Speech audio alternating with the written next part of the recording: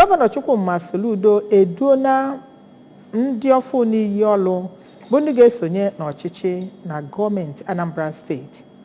O mere nke a bụ ọgbakọ ha nwere ọgbakọ agba nke 12 ANSEC na Executive Chamber obi gọọmenti dị n'Ọka. Ejike Abana nọ ebe a ma wetere anyị ozi a ka anyị sonyere ya.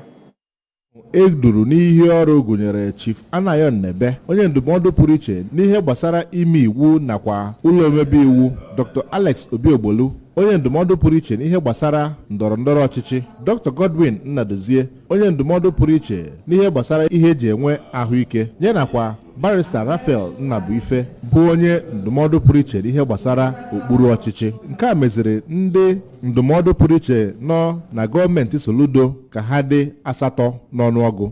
Onye ji ọkwa Solicitor General nke steeti a bụ onye duru ha n'iyi ọrụ. Dịka ọ na-anabata ndị ndụmọdụ pụrụ iche ahụ, Gọvanọ Soludo gwara ha na ọrụ enyere ha bụ ka ha wee soro tinye aka n'ime ka Anambra bụrụ ejiamaatụ.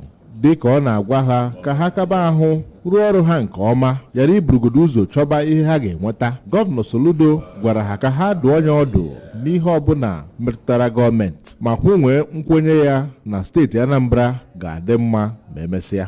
Site n'obi gọọmenti dị n'Ọka, Ejike Abana maka akụkọ ABS.